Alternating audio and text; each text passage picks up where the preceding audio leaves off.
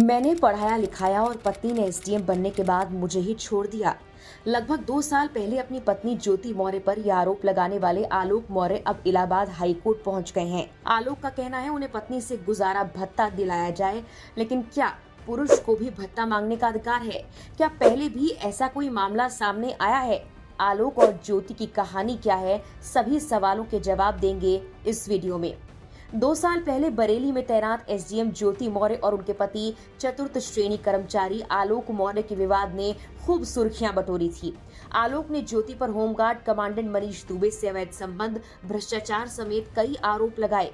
आलोक मौर्य पंचायत विभाग में चतुर्थ श्रेणी कर्मचारी के पद पर कार्यरत हैं। ज्योति और आलोक की शादी साल 2010 में हुई थी।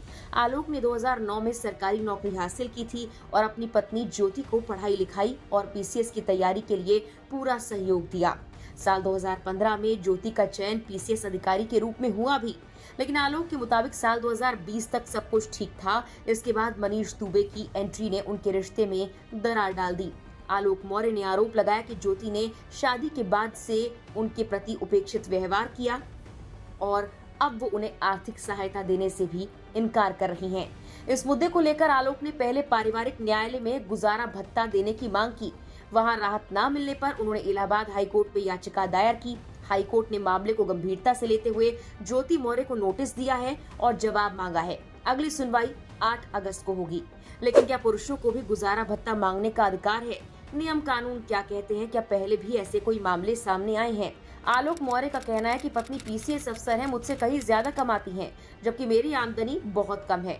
मुझे आजीविका चलाने में दिक्कत हो रही है, इसलिए वैवाहिक विवाद का केस जब तक चलता है तब तक मुझे अफसर पत्नी से गुजारा भत्ता दिलाया जाए। लेकिन भारत में एक धारणा है कि गुजारा भत्ता या मेंटेनेंस सिर्फ महिलाओं का ही अधिकार है। हालांकि आप जानकर हैरान होंगे कि भारतीय कानून में पुरुष अपनी पत्नियों से भी भरण पोषण के लिए पैसे की डिमांड कर सकते हैं। हिंदू विवाह अधिनियम की धारा 24 और धारा 25 के तहत अगर पत्नी आर्थिक रूप से सक्षम हो और पति कमजोर वित्तीय स्थिति में हो तो पति भरण पोषण की मांग कर सकता है। भारत में अब तक कई ऐसे मुकदमे हो चुके हैं जिनमें कोर्ट ने महिला को पति को मेंटेनेंस देने का आदेश दिया।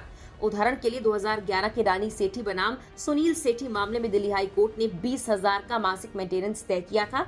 ऐसे भी मुकदमे हुए जिनमें कोर्ट ने पति की खराब वित्तीय स्थिति देखते हुए कहा कि उसे पत्नी को किसी तरह का मेंटेनेंस नहीं देना होगा। जबकि रजनीश बनाम नेहा केस भी काफी चर्चित केस है। रजनीश और नेहा का मामला भारत में मेंटेनेंस के कानून को लेकर खास है। इस केस में पत्नी नेहा ने पति रजनीश से अपने बच्चे के लिए और अपने लिए खर्चे की मांग की थी। ये केस पहले फैमिली कोर्ट, फिर हाई कोर्ट और आखिर में सुप्रीम कोर्ट पहुंचा। सुप्रीम कोर्ट ने दोनों से शपथ पत्र दाखिल करने के लिए कहा। इस केस पर 4 नवंबर 2020 को फैसला सुनाया, लेकिन इनके नियम और गाइडलाइन 2021 में लागू हुए, इसीलिए इससे 2021 का रेफरेंस मिलता है।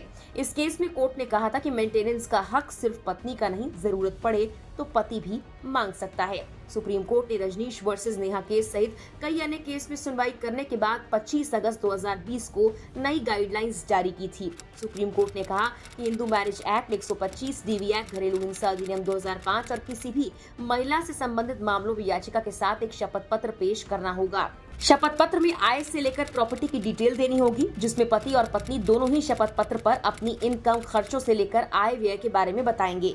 शपथ पत्र में ये भी बताना होगा कि वो कितना पढ़े लिखे हैं, कहां पर जॉब करते हैं, उनकी सैलरी कितनी है, कितना टैक्स चुकाते हैं, आईटीआर भी दिखानी होगी, उनका खर्च कितना है, अगर कोई लोन है कितना है, संपत्ति कितनी है, दोनों का लिविंग स्टैंडर्ड कैसा है। दोनों ही पक्षों को पूरी डिटेल शपथ पत्र के साथ देनी होती है। सुप्रीम कोर्ट ने यह भी कहा था कि अगर शपथ पत्र में कोई सैलरी और प्रॉपर्टी कम बताएगा या खुद बेरोजगार बताकर शपथ पत्र पेश करेगा, खुद का मकान होते हुए भी किराएनामा बनवाकर किराएदार के रूप में रहना बताएगा, तो धारा 340 के तहत मुकदमा दर्ज होगा, उसके खिलाफ कार्रवाई की जाएगी। हालांकि आलोक मौर्य के केस में देखें तो पति का दावा बहुत हद तक खारिज होने के चांसेस हैं, क्योंकि वो खुद नौकरी पेशे वाले हैं। अब 8 अगस्त की सुनवाई में ही साफ होगा कि आलोक मौर्य का दावा कितना मजबूत है। क्या उन्हें पत्नी ज्योति मौर्य से गुजारा भत्ता मिलेगा या फिर नहीं। फिलहाल के लिए इस वीडियो में इतना ही।